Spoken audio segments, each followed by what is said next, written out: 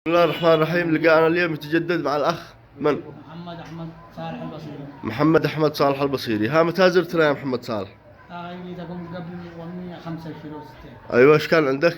كان عندي 2 أطفال فيهم يعني تحسسوا يعني من هذا الزعال ديكم دي. سعال ديكو.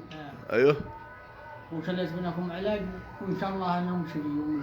الحمد لله. الحمد لله. منين أنت؟ من البصير. من البصير الشرية. الشريعة.